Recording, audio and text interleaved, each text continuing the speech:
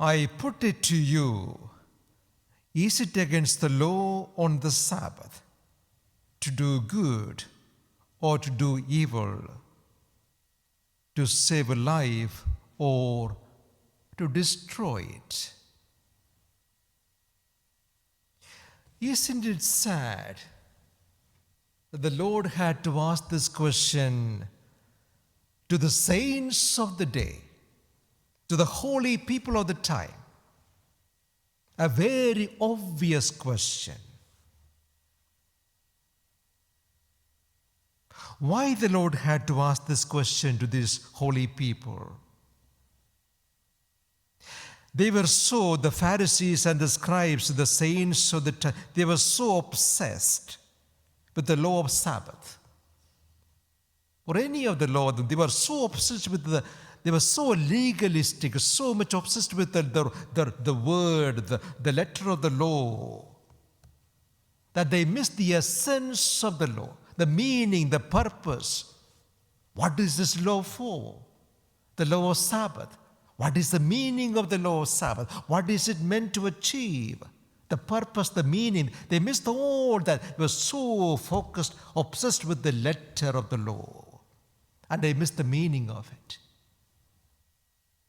This can happen to us too. Becoming obsessed with a particular law of the teaching of the church, missing the meaning of it completely.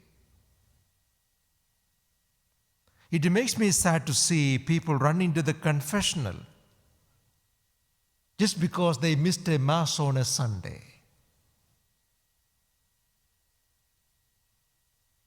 The question is, you missed the Mass on Sunday, but did you miss the Lord?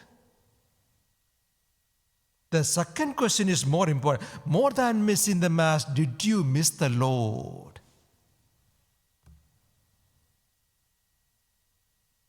If you miss the Lord on Sunday, you have missed everything. You can be going to Mass every Sunday but I can be in the church, but I can miss the Lord here. And if that is the case, it's a very serious matter. Missing Mass on a Sunday is not a very serious matter. Don't get me wrong. Sunday is the day of the resurrection of the Lord and the new creation. A lot of meaning for Sunday. So we are encouraged to go to Mass on a Sunday as a day of Thanksgiving. Oh, that's a key word, Thanksgiving. Mass is all about Thanksgiving. Being grateful to God, appreciating what God has done in our life, being grateful. So coming to Mass with the Thanksgiving, a heart full of gratitude to God. Suppose you can't get to Mass on a day because of holiday or health reason, whatever be the case, you can still celebrate Mass wherever you are, if you have a heart full of gratitude. So Eucharist is all about gratitude, thanksgiving. So getting to the church is not the most important thing, but getting your heart, raising your heart in thanksgiving is the key point. Now coming back to the gospel again. Every law, you take any law of the church or the canon law or any law, anything about anything and everything. Everything is about loving God and loving others. There's no law beyond that. Love God and love others. Because if you love God, you are bound to love everybody. All the laws are meant to help us in that. They should enable us to love God more and more, love others more and more. You can't think of any law which is not ultimately meant towards that. Love the Lord and love others. That's why in this case the Pharisees should have been dancing with the joy at the miracle of a man having been healed by the Lord.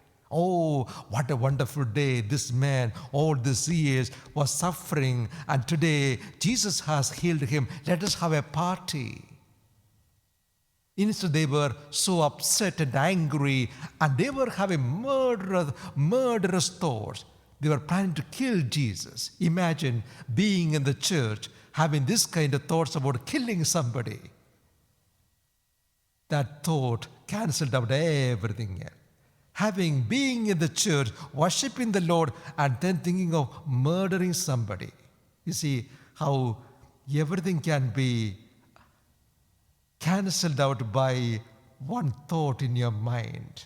That's another thing. Anyway, the message today is love the Lord and love others. That is the ultimate law we all should follow in every circumstance.